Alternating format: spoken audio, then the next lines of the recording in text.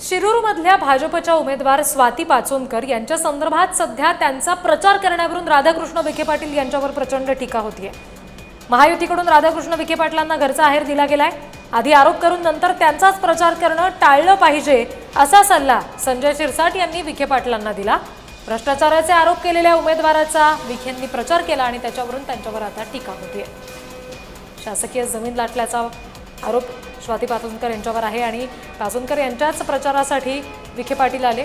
ते महसूल मंत्री असताना या सगळ्या जागेसंदर्भात त्यांनी त्यांच्या विरोधात निकाल दिलेला होता आणि आता मात्र त्यांच्याच प्रचारासाठी विखे पाटलांना जावं लागलंय। त्याच्यावरून त्यांना आता महायुतीकडूनच सल्ला दिला गेला, घरचा आहेर दिला गेला।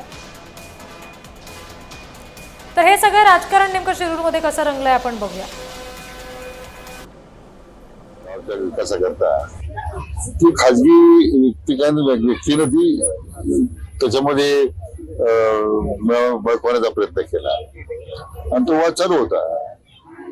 शेवटी ग्रामपंचायतीला ती जागा देणं हेच महत्वाचं होतं, कारण सार्वजनिक प्रयोजनासाठी ग्रामपंचायतीला जागा देणं त्यामध्ये मला वाटतं कोणाचा विरोध असण्याचं कारण नाही आहे।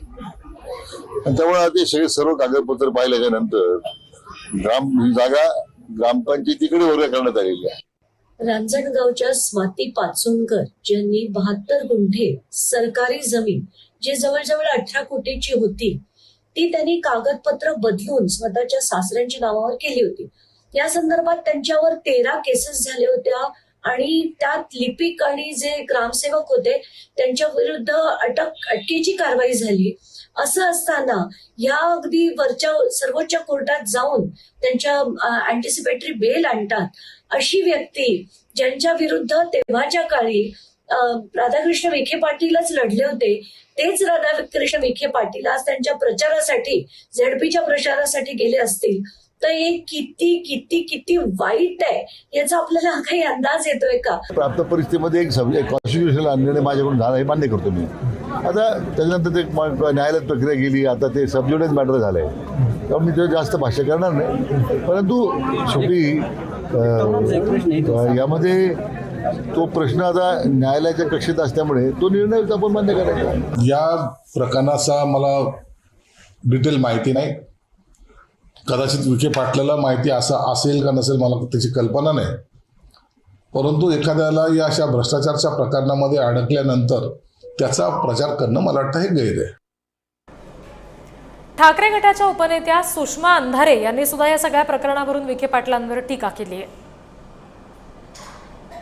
स्वाती पाचोनकरांवर आरोप केले ते भाजपमध्ये गेलेले महसूल मंत्री विखे पाटील यांनी आणि प्रचारात पाचोनकरांसाठी मतं मागतात ते पुन्हा विखे पाटीलच। अर्थात विखे पाटलांनी त्यांच्यासाठी मतं मागावी की नाही हा त्यांचा प्रश्न आहे, पण मतं मागायची असतील तर किमान त्याच प्रचार सभेमध्ये एकदा जाहीर माफी मागा ना की माझी चूक झाली, स्वाती पाचोनकर या अत्यंत स्वच्छ आहेत, त्यांनी कुठलाही भ्रष्टाचार केला नाही, एक तर त्यांनी माफी मागावी, नाही तर पाचोनकरांनी तरी आमची बेअब्रू केली म्हणून विखे पाटलांवर एखादी आब्रू नुकसानीची केस टाकावी।